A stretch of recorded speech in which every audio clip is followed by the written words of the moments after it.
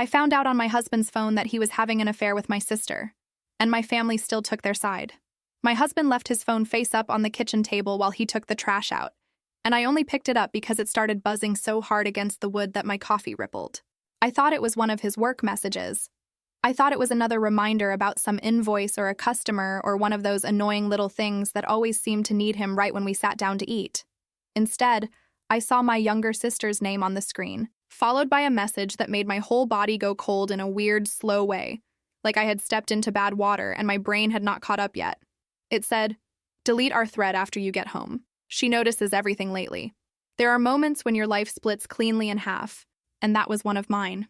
My name is Marin, and before that message I was a tired wife in a small American city stretching groceries, helping with our cake business, and pretending my family was messy in the normal way. After that message, I was a woman standing in a kitchen with cheap tile and frosting bowls, staring at a phone that suddenly felt radioactive in my hand. I wish I could tell you I put it back down and confronted him like some composed adult from a therapist's brochure. I didn't. I opened the message. Then I opened the whole thread. Then I kept going even when my hands started shaking so badly I had to hold the phone with both of them. It was not one flirty joke. It was not one bad night.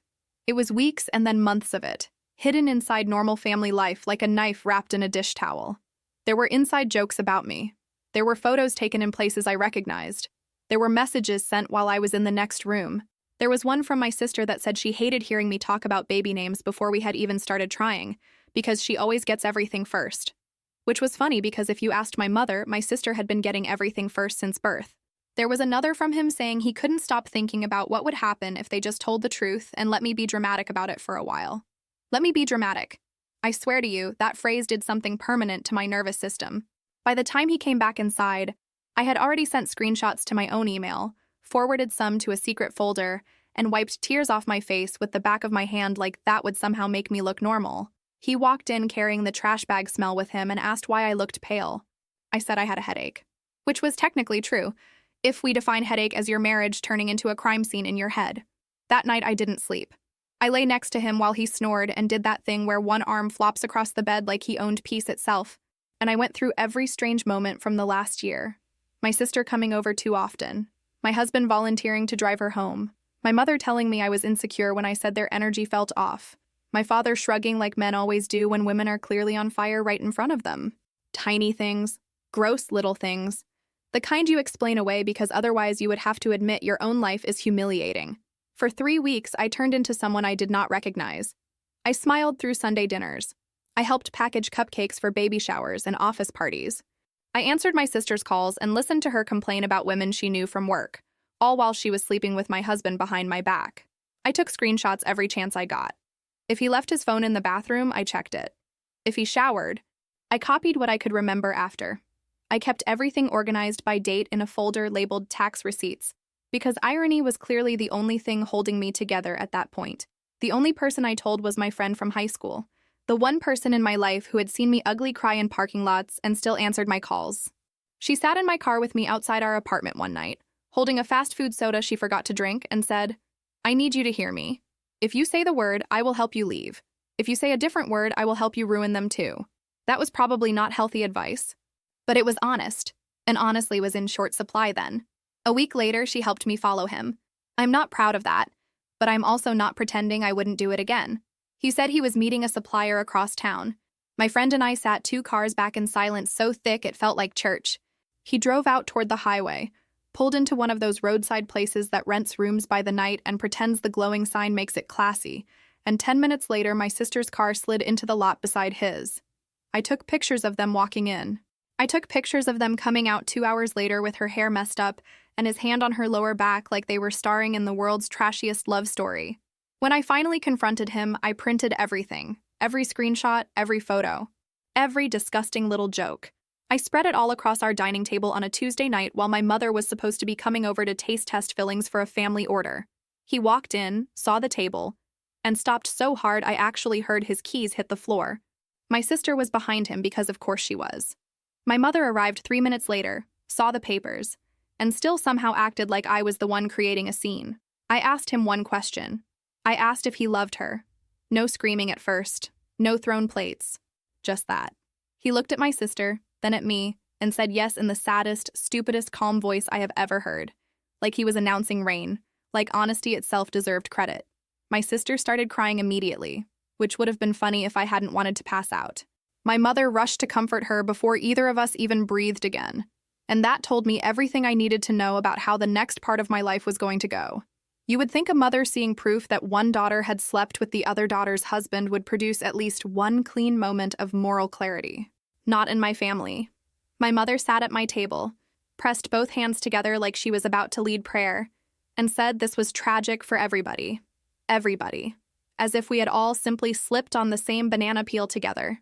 My sister kept crying into her sleeves and saying she had not meant for it to happen like this, which is such a fascinating sentence when you have been sneaking around motel parking lots.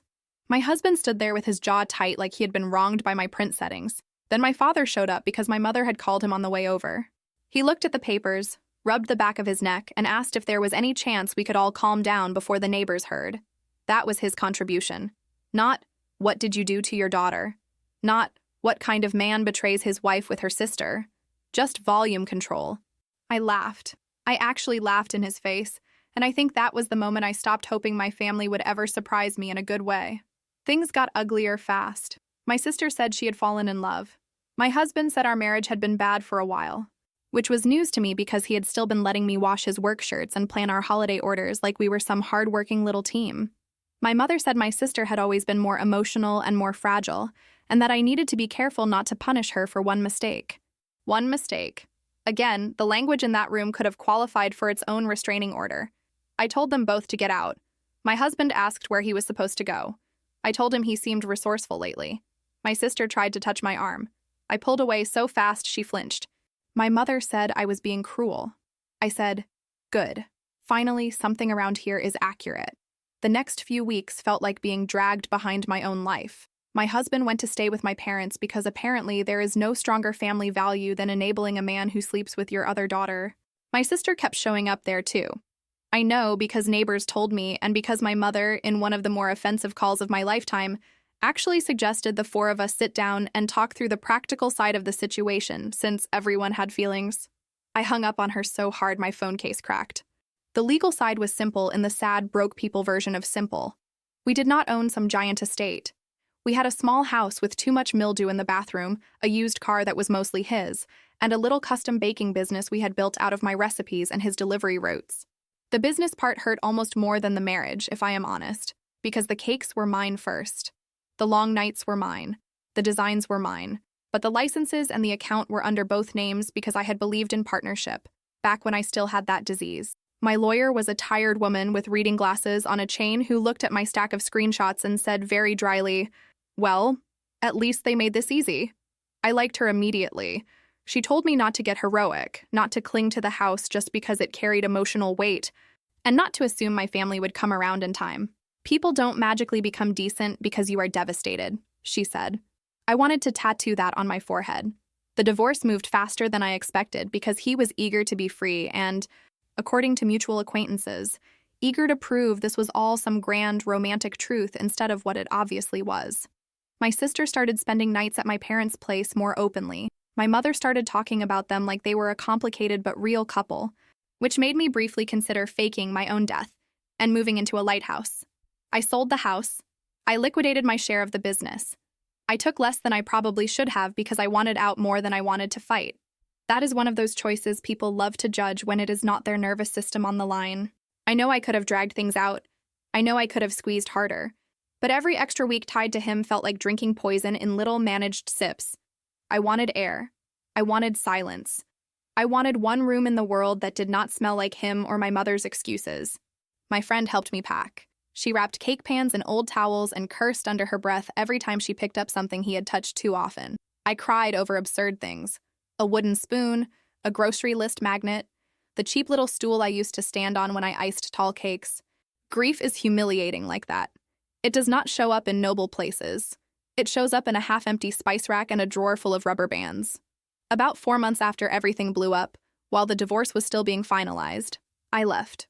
I had a little over $20,000 after fees and what was left of the sale, which was not much but still felt like possibility. I moved to a bigger American city 2 states away because I needed somewhere my mother could not drop by, and where every cashier did not know my business. My friend drove the rental truck with one hand and handed me fries with the other, while I sat in the passenger seat trying not to throw up from equal parts stress and cheap road coffee. I wish I could say the move fixed me. It didn't. It just gave me space to fall apart in private. I rented a small apartment over a hair salon where the pipes knocked all night and the stairs smelled like old bleach.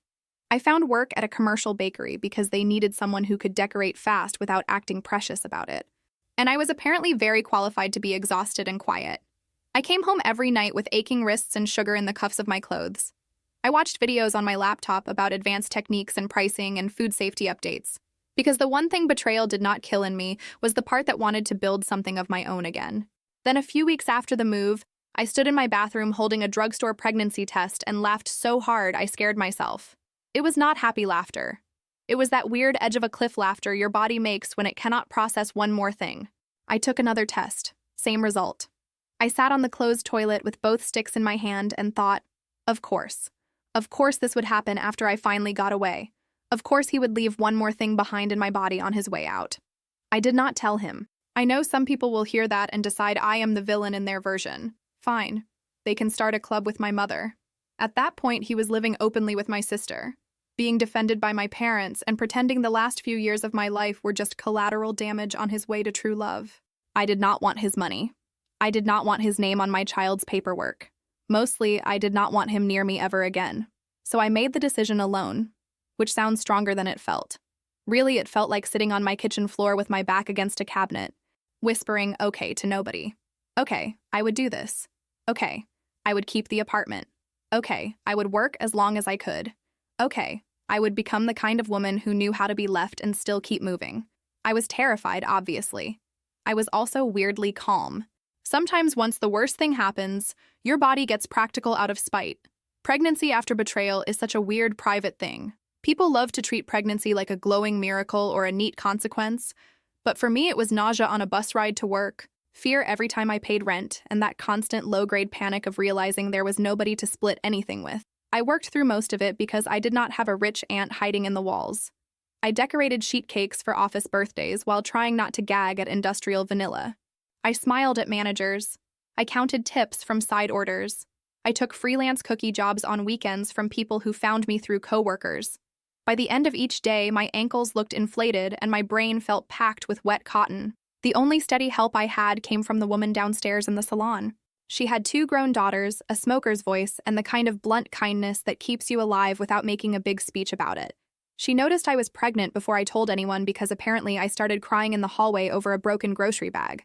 She marched me into her apartment, fed me toast, and said, "You're not doing this totally alone now, whether you like it or not." I did like it, actually. I just did not know how to admit I needed anybody.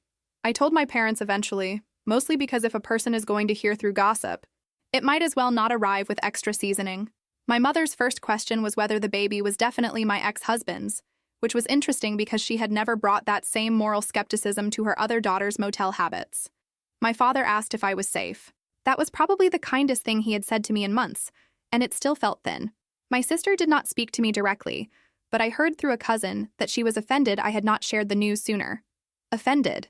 Imagine cheating with your sister's husband and then feeling excluded from her reproductive updates. The confidence some people walk around with should be studied. I kept the pregnancy as quiet as I could.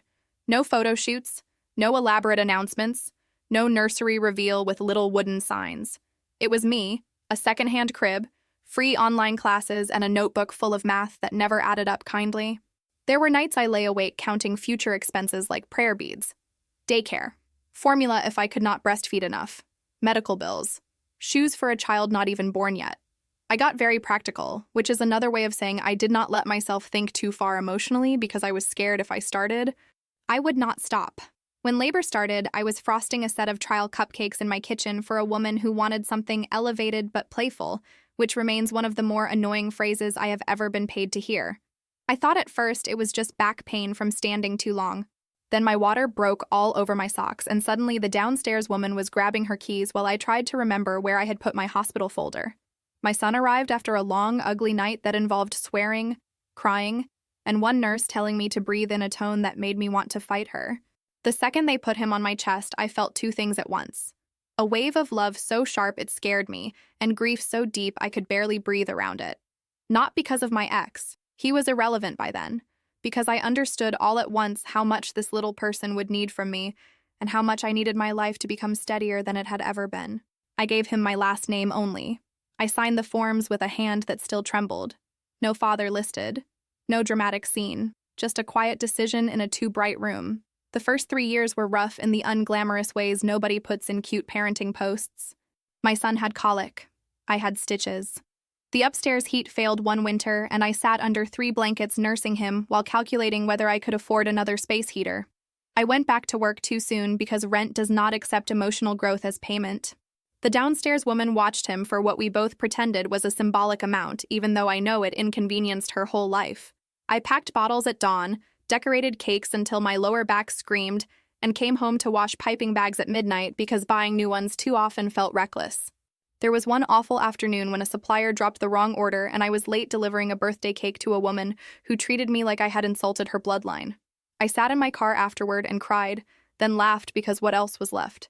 But little by little, private orders started showing up.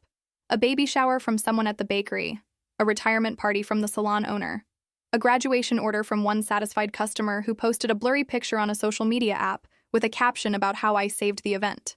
People started asking specifically for me. Not the bakery, me. My piping got cleaner. My prices got smarter. I stopped charging like a woman apologizing for taking up space. That part mattered more than I realized. By the time my son turned 3, I had scraped together enough savings to take a risk that made me nauseous. I rented a tiny commercial space at the edge of a strip of older storefronts, the kind with faded signs and a landlord who always smelled faintly like coffee and dust. It was not pretty. The back sink leaked. The front window had a crack in the corner, but it was mine in the way nothing had been mine for years. My own permits, my own account, my own recipes. I painted the walls myself while my son sat on the floor with crayons and narrated the entire process like a tiny foreman. Later, when a tiny apartment opened above the shop, I moved there to save money and stay close. Rebuilding the business I lost in the divorce felt less like revenge and more like recovering a language I had been forced to stop speaking. I worked insane hours.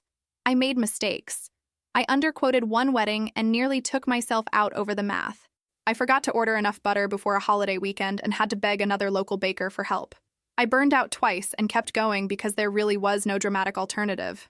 Nobody was secretly funding me. Nobody was arriving with a miraculous check. It was just me learning, adjusting, failing in public, and getting up again because my son needed shoes in the next size and because I was too stubborn to let my old life be the final draft of me. My friends stayed in constant contact, taking my late-night calls about clients who wanted custom work on grocery store budgets.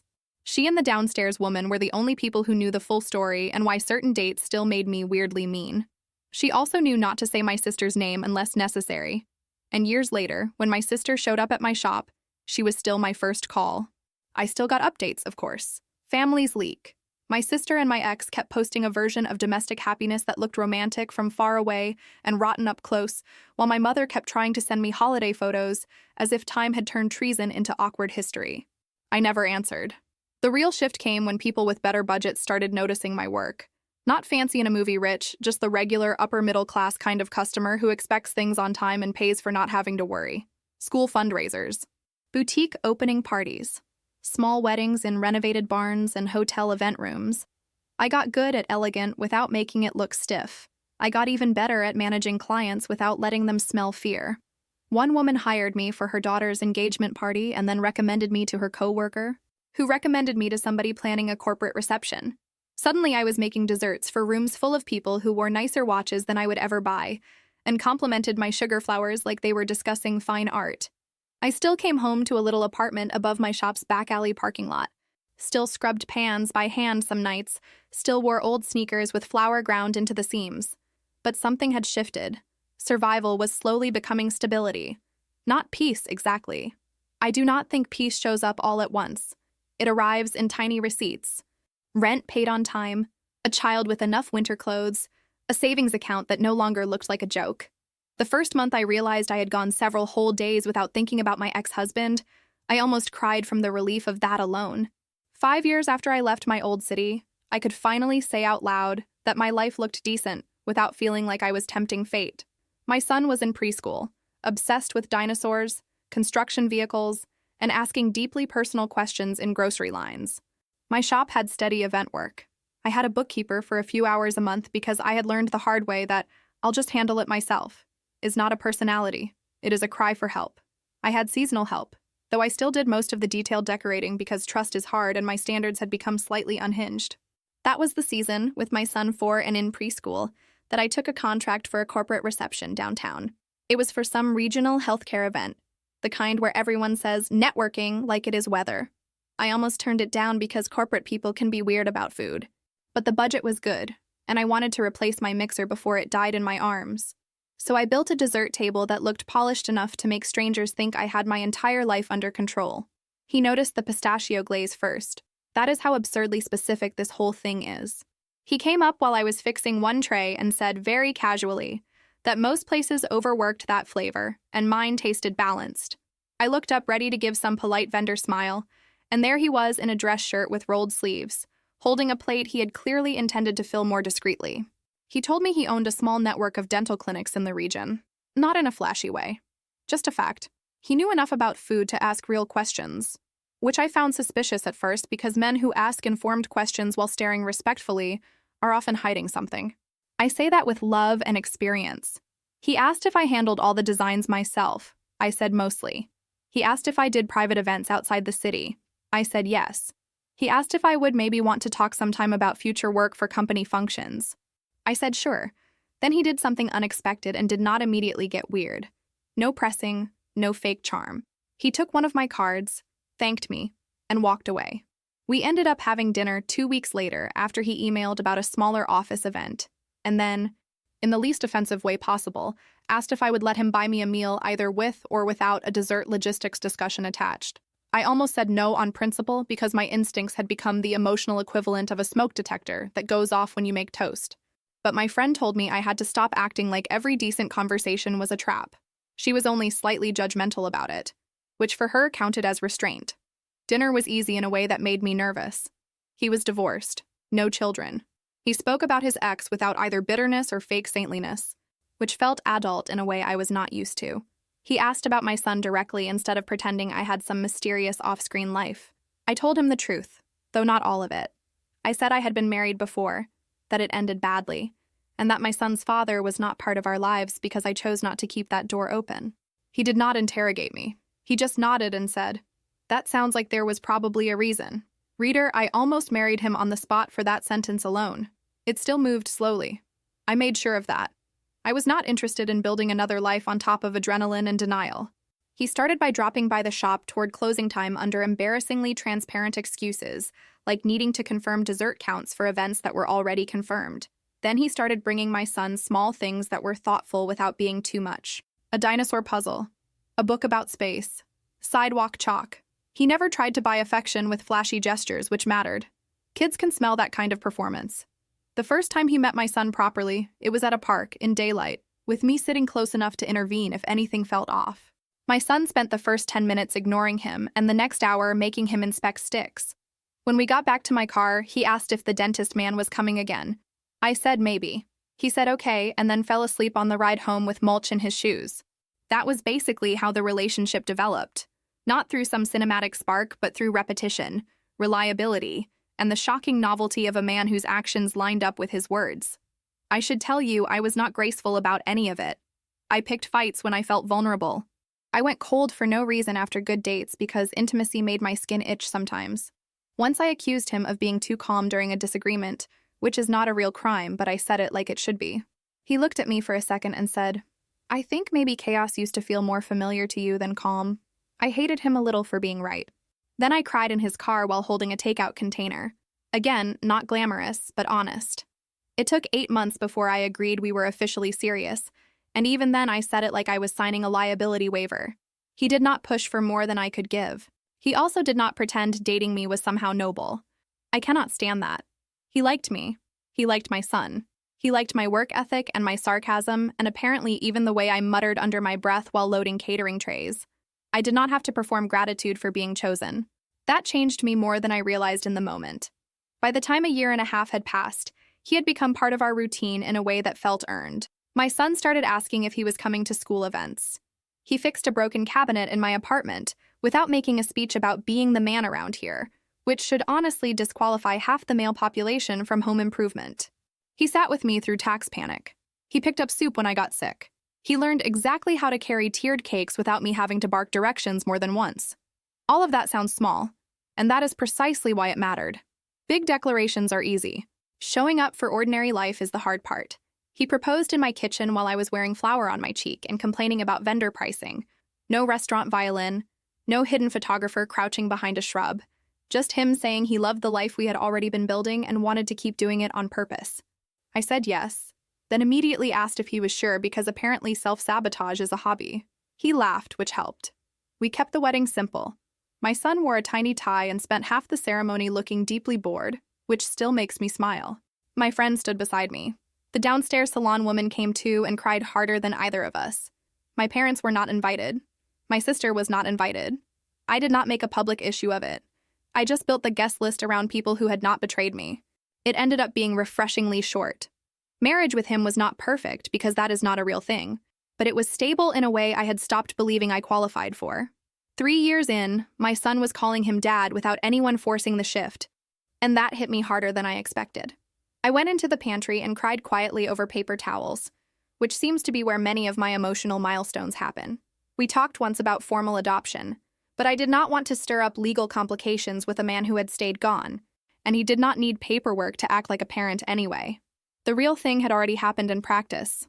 Life got comfortable, not mansion comfortable, just the regular kind where the bills get paid, the fridge stays stocked, and you stop flinching every time the phone rings.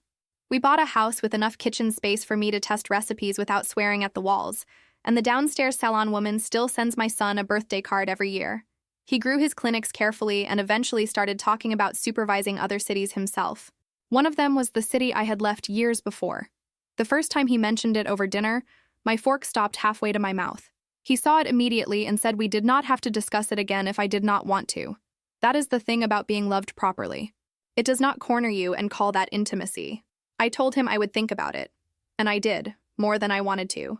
Around the same time, 3 years into my second marriage, through the kind of gossip that finds you, I learned my sister was 7 months pregnant. Someone I knew from the old city posted a shower picture, and there she was in the corner with one hand on her stomach, smiling the way people do when they need a photo to prove something is fine.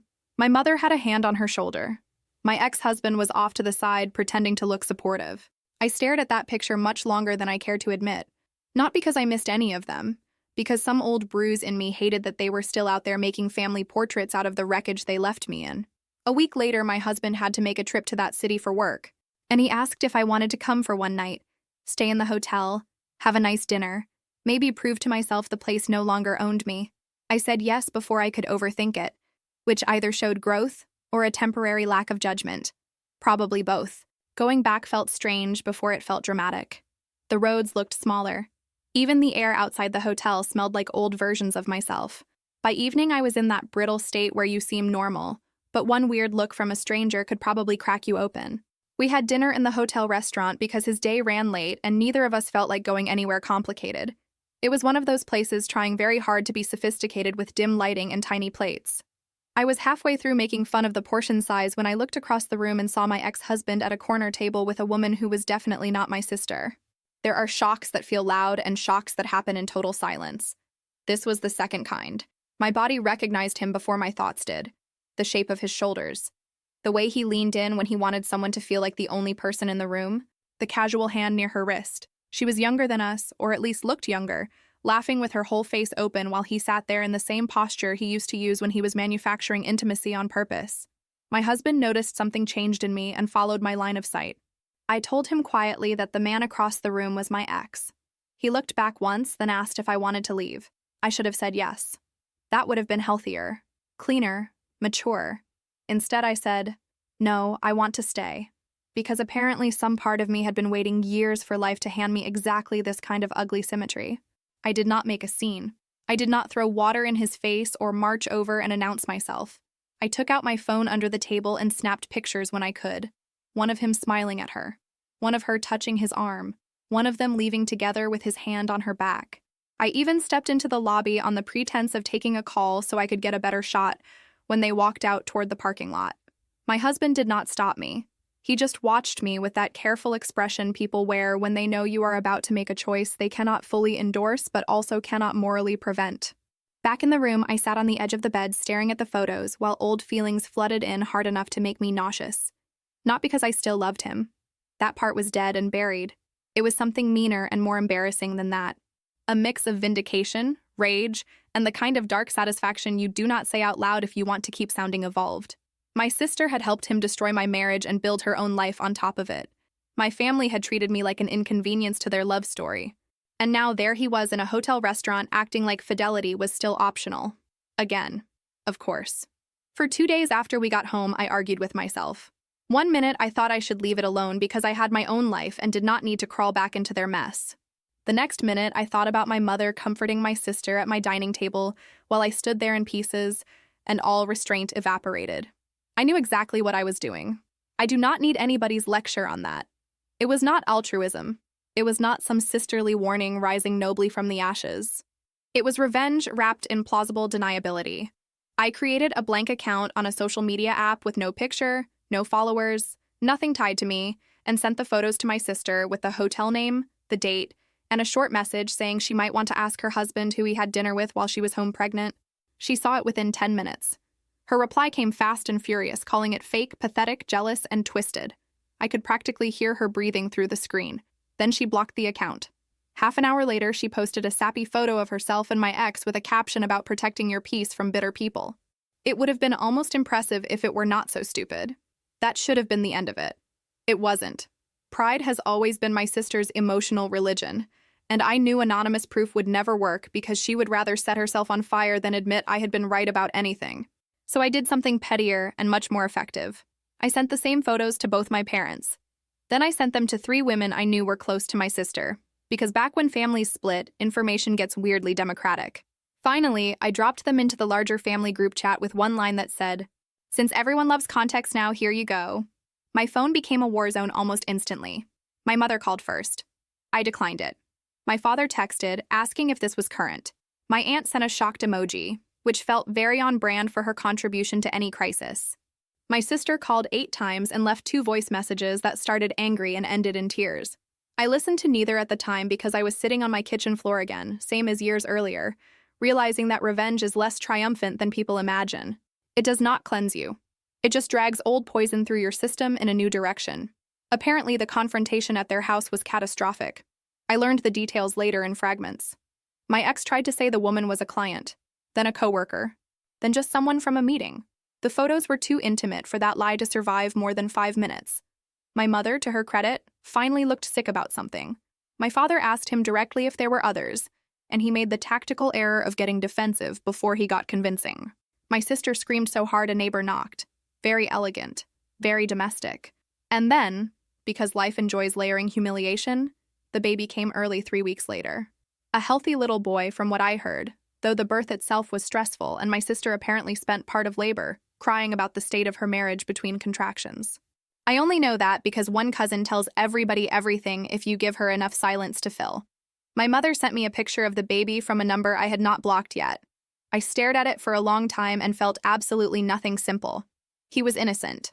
He was also living proof that consequences keep arriving after the original betrayal has already gotten stale in everybody else's mouth. For a while, my sister tried to keep the marriage alive. That did not surprise me. When a person has burned down one life to build another, they become very committed to calling smoke a design choice. She posted little family moments, cropped carefully so you could not see whatever tension lived outside the frame. My ex started traveling for work more often. Again, not subtle. Apparently, fatherhood did not cure his addiction to being the center of some woman's temporary fantasy. When the baby was about 4 months old, my sister finally found what I had found years earlier: his unlocked phone and enough carelessness to collapse a life. Only this time it was worse. Not one woman, not one affair, several, different timelines, different tones, some sexual, some romantic, some purely financial, in a way that made the whole thing even more disgusting. And under all of it, another secret he had hidden well: debt. Big debt. Credit cards, personal loans, unpaid vendor balances, overdue rent on a commercial kitchen space he no longer used. The man had not just been cheating. He had been quietly sinking for a long time while performing normalcy on the surface. The separation was explosive. He left the house with a duffel bag and some paperwork before the week was over. My sister found out half their bills were either overdue or fake managed in ways that kept her from asking too many questions. One of the small kitchen spaces he had been using had already closed, and another account he depended on had changed hands. He had apparently started taking delivery work through somebody else to avoid creditors. The same family that once told me to calm down was now discovering that a charming liar does not suddenly become stable just because he switches sisters. I would love to say I watched all this with saintly detachment. I didn't. I watched with my jaw tight and a very ugly little voice in my head saying, yes, exactly, finally. Under that, there was recognition. I knew what it felt like to have your life collapse because the person beside you had been living a different truth the whole time. It did not make me want to help her. It just made everything uglier and more real. Within months, the collapse turned financial in the kind of way that stains everything. My sister sold jewelry, then furniture, then the nicer baby gear she had posted so proudly. She moved back in with my parents because the rent was behind and she had no way to catch up with an infant on one arm and creditors calling. My mother, who once told me not to punish her for one mistake, was now spending retirement money on formula and diapers while pretending this was all temporary. My father looked older in every picture that drifted across my screen through relatives. My ex-husband vanished the way weak men often do when their charm stops paying the bills.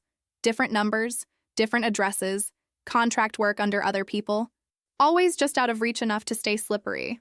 Again, I know how this sounds. It sounds like karmic justice tied up with a bow. It was not that neat. It was a baby with colic in my parents' cramped house. It was my sister working night shifts when she could find them.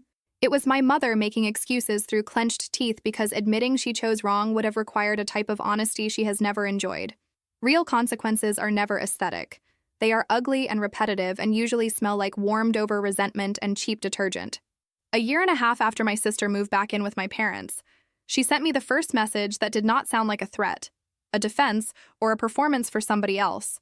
It came just after midnight, which is when people either get honest or dramatic, and with her, it had always been a coin toss. I almost did not open it. Curiosity got me. It was long enough that I had to sit down halfway through.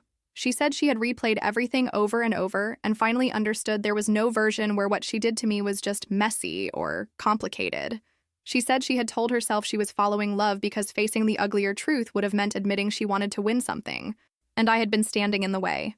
She admitted that being chosen by my husband had fed something mean in her, something competitive and childish and rotten that our mother had watered for years without ever naming. She said she was sorry for the affair, sorry for how our parents treated me, sorry for every time she let them make me the strong one so she could stay the precious one. She said becoming a mother had broken open parts of her she did not know were still dead. That last part annoyed me more than it moved me, which probably makes me sound cold. But there is something very convenient about gaining empathy only after your own life starts to hurt in matching places. I read the message twice. Then I set the phone down and went back to cleaning mixing bowls like she had sent me a weather update. She sent another the next day, shorter, asking if we could talk. I said no. My parents started reaching out after that in a tone that made me laugh for all the wrong reasons. Suddenly there was language about healing, about family fractures, about nobody wins when sisters are divided. Interesting. I did not remember them using that energy when I was the one being pushed out of my own marriage and then out of the family orbit that enabled it. My mother cried on one voicemail and said she knew she had failed me. That was probably the closest she had ever come to a direct apology. And even then it was wrapped in the hope that I would relieve her of having to sit with it too long. My father called once and just said, "Your mother should have handled things differently, and so should I." He sounded tired. Old, even. I believed he meant it in the limited, late-arriving way some men mean things when enough time has stripped them of the illusion that passivity is neutrality. But belief is not the same thing as access. I told him I hoped they were all healthy and hung up before he could pivot toward reconciliation. Meanwhile, my sister's messages kept coming in uneven waves. Some were remorseful. Some were practical.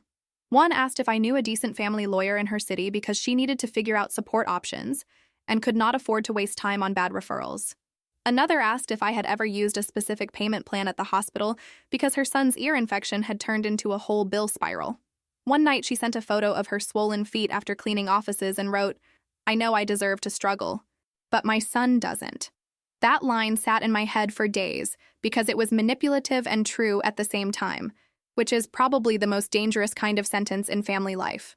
My friend, who has never been sentimental about blood, told me to keep my boundaries and sleep peacefully.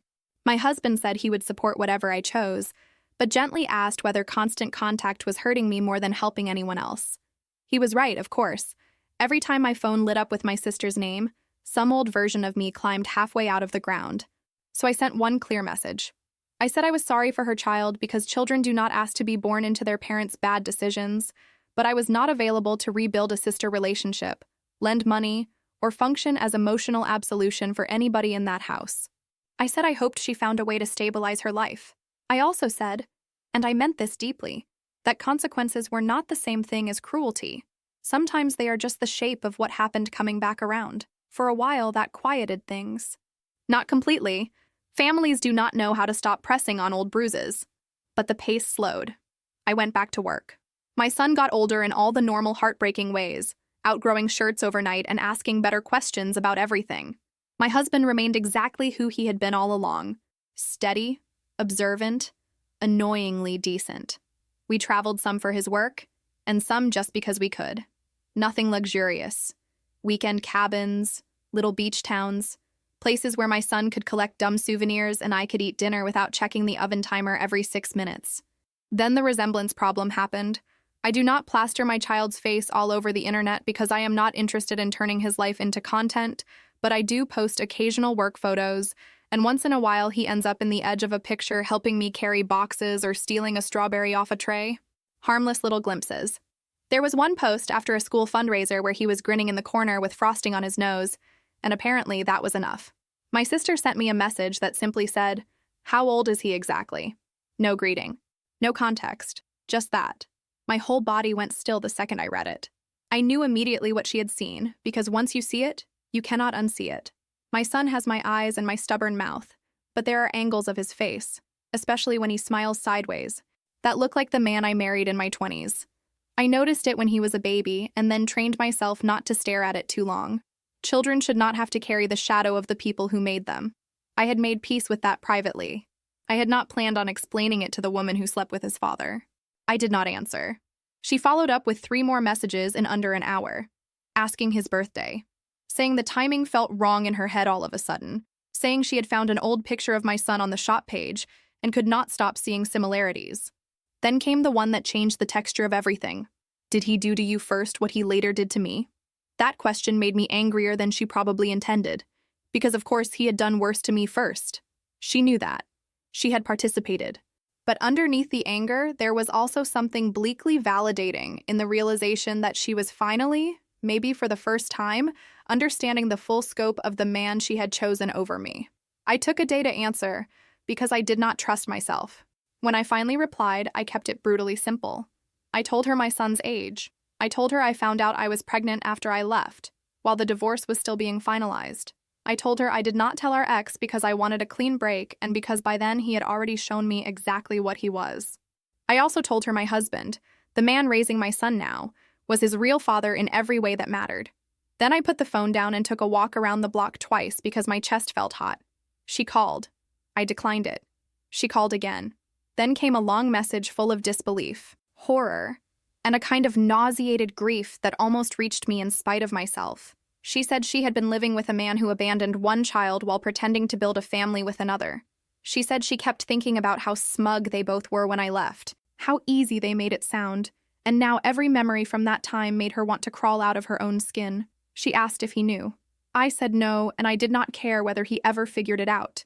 She said she could not stop crying because her son had a brother out there and she had helped destroy the home that child might have had. I did not answer that part. It was too late, and not even really true. My son has a better home now than he would have had then. My ex was never going to become a better man just because fatherhood came in a different order, and that was not a bond she got to claim on demand. That revelation cracked open my parents in a way the affair alone never did. My mother called sobbing and said if she had known I was pregnant back then, maybe things would have been different. I asked whether they really would have, or whether they just would have found softer words for the same betrayal. Silence. Then more crying. My father sent the longest text of his life saying he had failed me, that he was ashamed he let me leave that first city with nobody from my own family beside me, and that he did not blame me for shutting them out. I believed he meant it. It also did not fix a thing. Around that time, my sister started sending photos of her son with little comments that tried to build a bridge through the children. I told her not to use our kids as emotional currency with me ever again. She apologized and stopped. What she did not stop doing was unraveling in messages. She wrote about working office cleaning shifts at night while our parents watched the baby. She wrote about falling asleep sitting up on buses. She wrote about sorting bills into piles called now, later, impossible. She wrote about my mother resenting the noise in the house and my father trying to make bottles at dawn with arthritic hands. She wrote about seeing women come into the clinic where she temped sometimes with husband problems and feeling like the universe was mocking her through paperwork. I read more than I should have. Sometimes I hated myself for that. Sometimes I hated her more. One night she wrote, "I think for the first time in my life, nobody is saving me." I stared at that message for a very long time because it was the most honest thing she had ever said to me. My mother had saved her from consequences. My father had saved her from discomfort. I had saved her from being the less favored daughter for years by taking the hit without even naming it. Even my ex, in his warped way, had saved her from seeing herself clearly for a while by making her feel chosen. Now none of that was working. She was finally standing in the full weather of her own decisions, and she did not know how to live there. I still did not offer help. That is important. Understanding is not the same as rescue. I was learning that too. The final in-person confrontation happened on a Thursday afternoon, the kind of day that makes everything look flatter than it is. I had just finished a pickup order for a school fundraiser and was standing behind the counter doing invoices when the bell over the door rang. I glanced up expecting a parent with last-minute panic in their eyes. Instead, it was my sister. I had not seen her face-to-face in years. Screens had done me a favor there. In person, the contrast hit hard enough to feel rude. She was thinner, tired in a way makeup cannot fake over. Her clothes were clean but worn at the edges, the kind of worn that tells you somebody is stretching everything. She looked older than me even though she is younger, and for one flashing second I hated that I noticed it like a victory. Then I hated that some part of me still wanted victory at all. She stood clutching a tote bag with both hands and said my name like she was not sure she still had the right to use it. I looked toward the back automatically where my husband was helping load trays for a delivery. He saw her, saw me, and gave the slightest nod that meant he was there if I needed him, but not about to manage my family for me. I asked what she was doing there. Not warmly, not cruelly, just flat. She said she had been in the area for a temp shift and almost turned around 3 times before coming in. She said she knew I told her not to push, but things had gotten worse, not better, and she did not know where else to go. Then she started crying before she even got to the actual ask, which was either strategic or just exhaustion finally spilling over. Probably both. I took her into the side room because I was not about to host our trauma reunion between cake stands. She sat on the metal chair like she expected it to reject her. Then she started talking in that fast, breathless way people do when they are terrified the person in front of them will cut them off before they finish. She said our father's health had been getting worse. Not catastrophic, but worse enough that he could not keep doing part-time repair jobs for extra money. She said our mother had become short-tempered and bitter in ways that turned the house into a minefield. She said daycare was out of reach and the night cleaning jobs were drying up because the company lost contracts. She had taken temp reception work when she could find it.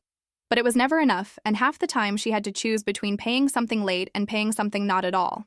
She said she was not asking me to forgive her. Then, almost immediately, she asked for 2 things that sounded an awful lot like she hoped forgiveness might be hiding inside them. A job, if I had any kind of position, even part-time, or a loan. Just enough to catch up 1 month of rent somewhere small so she could get out of our parents' house and stop drowning in front of her son. I let her finish. I let the silence sit afterward too, which made her talk again, this time softer. She said she knew she had no right to ask me for anything.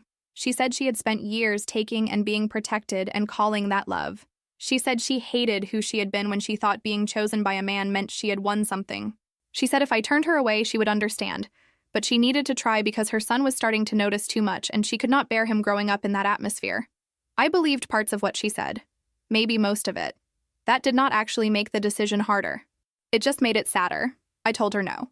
Not loud, not dramatic. Just no. No, I did not have a job for her because my business was not a family rehabilitation center, and because forcing myself to supervise my sister every day would poison the place I had built to survive her. No, I would not loan her money because I knew exactly how these stories go in families like ours. Need becomes entitlement in one conversation flat, and resentment comes right behind it. I told her I hoped she found work with steadier hours. I told her there were community resources for childcare assistance and housing lists and legal aid, and if she wanted the names of those programs, I would text them to her after she left. But I was not going to become the person who saved her from what she had helped do to me. She looked like I had slapped her, even though, to her credit, she did not argue much. She just asked once, very quietly, whether I ever thought there would be a point where we could be something other than this. I told her I did not know. That was the truth. People love neat endings where the hurt person either becomes generous and glowing or stays gloriously furious forever. Real life is mostly more annoying than that. Some days I felt nothing. Some days I still felt 19 different shades of anger before breakfast. Mostly I felt done. When she left the side room, my husband was pretending not to hover. He asked if I was okay after the front door closed. I said yes, and then, because honesty had gotten less terrifying over the years, I added that I also felt awful. He said those two things were allowed to coexist. Imagine that. Nuance. In a marriage. Revolutionary. I texted her the resource list that evening because I had said I would. Then I turned my phone face down and helped my son with a school project about local history that involved far too much glue and not enough patience. Later that night, after he was asleep, I stood in our kitchen while the dishwasher ran and looked around at the life I had now. My husband's mug by the sink, my son's backpack dumped in the wrong place, order forms clipped to the fridge, things nobody would film, things no one back in my old life would have found dramatic enough to protect. And yet these were the exact things I had fought hardest to keep. I still hear updates sometimes. My sister eventually found steadier office work at a clinic on the other side of town. My parents still help more than they can really afford. My ex-husband remains a rumor that pops up under new numbers and temporary jobs and then disappears again. My son is doing well. He is old enough now to roll his eyes when I fuss over his lunch, and young enough to still lean against me on the couch when he is tired. My husband is still his father in every real way, and that fact has settled into our house so naturally that it no longer needs defending. As for me, I do not wake up feeling haunted anymore. I also do not wake up feeling healed in some shiny, complete way, because that is not how this kind of damage works. I just feel like myself, a version of myself I had to build almost from scratch. Some losses still ache when the weather changes. Some memories still make my jaw lock. But I am not standing in that old kitchen anymore with somebody else's lies glowing in my hand. And my sister, for the first time in her life, is living without a net made of me. That is not revenge. Not anymore. It is just where the story landed when everybody finally had to live with what they chose.